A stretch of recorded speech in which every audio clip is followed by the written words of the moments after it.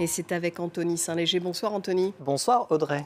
On va reparler de la COP27 et on s'intéresse à une théorie phare du complotisme climatique vieille de plusieurs décennies. Et ce ne sont pas les chemtrails, mais c'est parfois lié. Il s'agit du HAARP, ces 5 lettres sur lesquelles je reviendrai un petit peu plus tard pour la signification. D'abord, on va s'intéresser et montrer à quel point cette théorie est encore d'actualité. Il y a quelques heures, il y a eu ce tweet de l'OMS, l'Organisation mondiale de la santé, qui mettait en garde contre les dangers provoqués par des événements météorologiques extrêmes en raison de cette crise climatique. Ce à quoi ont répondu certains internautes. Savez-vous aussi à quoi c'est dû? Au HAARP, justement, et à la géo-ingénierie. On y reviendra là encore plus tard. De même, aux déclarations assez alarmistes du secrétaire général de l'ONU, Antonio Guterres, qui parle d'une autoroute qui mène vers l'enfer climatique, certains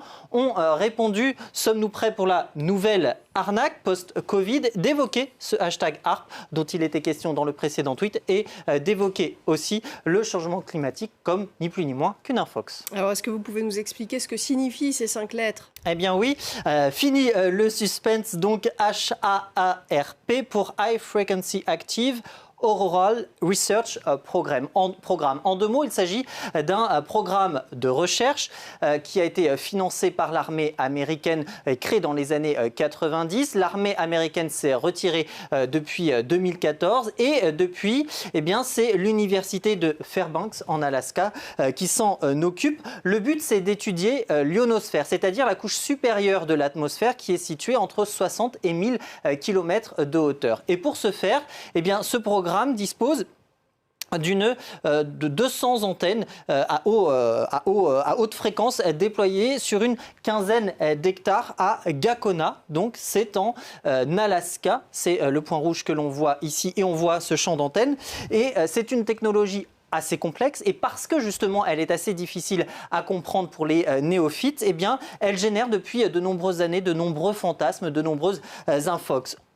Par exemple, justement, HAARP a été imputé, par exemple, à l'ouragan Katrina, en 2005 aux États-Unis, a été imputé à HAARP. De même que le séisme de Fukushima en 2011 au Japon. Et puis, il y a eu aussi de nombreuses images détournées qui ont cherché à considérer HAARP comme une arme cachée, une arme météorologique cachée, dans le but de modifier le climat. Par exemple, regardez ce tweeto d'un internaute qui publie ces images et qui évoque une machine à nuages faite de HAARP, là où en fait il s'agit tout simplement d'un test de moteur de fusée de la part de la NASA. On l'apprend par exemple via la revue scientifique américaine The Verge. Un autre exemple qui nous amène cette fois-ci au Brésil via cette vidéo que l'on va découvrir ensemble. On y voit des personnes assez en colère qui détruisent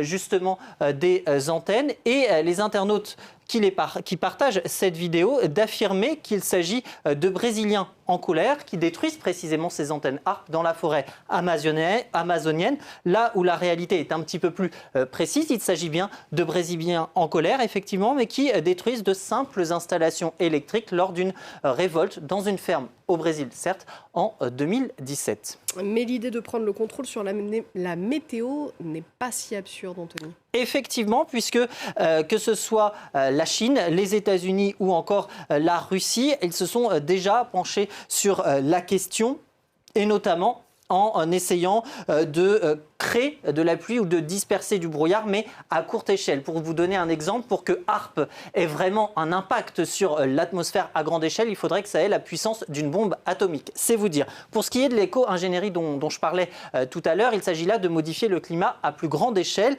et c'est une piste pour lutter contre le réchauffement climatique. Par exemple, en envoyant des particules dans le ciel dans le but de bloquer la lumière. L'idée de créer une sorte de nuage de poussière un peu à l'image de ce qui se passe lorsqu'il y a une éruption volcanique entre un écran, donc entre le Soleil et la Terre, pour créer une sorte de rafraîchissement. Mais ce n'est qu'un projet et les résultats sont pour l'heure pas très probants. Merci beaucoup, Anthony Saint-Léger. Vous restez avec nous, on se retrouve dans quelques instants pour un nouveau journal.